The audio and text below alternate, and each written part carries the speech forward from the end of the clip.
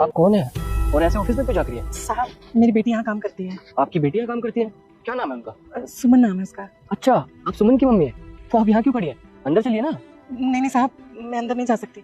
अगर मैं अंदर जाऊंगी ना तो मेरी बेटी की बड़ी बेइज्जती हो जाएगी। सब कहेंगे कि उसकी माँ ऐसे गाँव से है और वो मुझसे बहुत गुस्सा हो जाएगी। अंदर नहीं जाऊंगी मैं। अरे आंटी जी, ऐसा कुछ भी नहीं है, कोई आपको जज नहीं करेगा, आप चलिए अंदर। नहीं, अंदर तो मैं नहीं जाऊंगी, पर आप मेरा एक काम कर देना बेटा, ये पैसे ना मेरी बेटी को दे देना और उससे कहना कि उसकी माँ आई थी गाँव से और ये पैसे देकर गई है। वो क्या है ना, मेरी बेटी शहर में रहती है तो यहाँ पे उसके कुछ खर्चे ज्यादा हैं, बस इसीलिए ये काम कर देना आप मेरा। अरे पैसे तो उन्हें मिल जाएंगे, लेकिन आप इतनी दूर से आइए, एक बार मिल तो लीजिए। रुकिए, मैं उसे बुलाता हूँ। नहीं साहब। अरे आप रुकिए।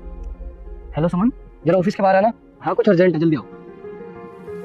आप फिक्र मत करिए, आपकी बेटी आ रही है, आप मिल के जाइए उनसे। जी साहब। माँ, आप यहाँ? मैंने आपको मना किया था ना कि मेरे ऑफिस कभी मत आना। नहीं बेटा, मैं तो बस ये पैसे देने आई थी तुझे।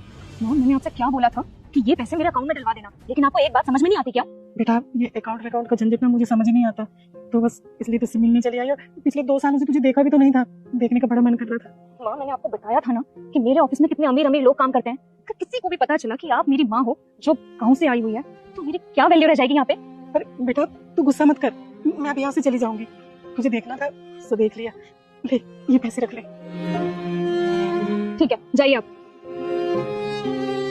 रुकिए, कौन सी इज्जत की बात कर रही हो सुमन तुम? सर, जो मेरे इस ऑफिस में जो इज्जत तुम्हारी इस ऑफिस में है ना, वो तुमने अपनी माँ के साथ ऐसा बिहेव करके खो दी है। अच्छा एक बात बताओ, ये जॉब तुम्हें कैसे मिली है? यहाँ तक तुम कैसे पहुंची हो? सर, मैंने मेहनत की है इस रेपुटेशन के लिए, इस ऑफिस के लिए। तुम्हें अपनी मेहनत दिखाई दे रही है, लेकिन अपनी माँ की मेहनत नहीं दिखाई दे रही है। एक बात बताओ, तुम यहाँ तक क्या खुद पहुंच गई हो?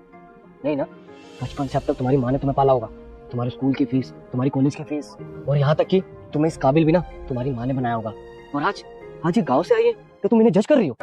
और जिस माँ ने अपनी पूरी जवानी तुम्हारे नाम कर दी और तुम्हें जो चाहिए था उन्होंने वो ला के दिया, और आज वो गाँव से तुम्हारे ऑफिस आई है तो तुम्हारी बेइज्जती हो रही है। और तुम क्या सोच रही हो? लोग क्या कहेंगे, लोग क्या सोचेंगे, इस डर से तुम अपनी माँ से नहीं मिल रही हो। अगर तुम्हारी माँ के आने से यहाँ तुम्हारी बेइज्जती हो रही है ना, तो उनके पैसे लेने से भी तुम्हारी बेइज्जती होनी चाहिए। तुम्हें माँ का पैसा तो चाहिए, लेकिन तुम्हें माँ नहीं चाहिए।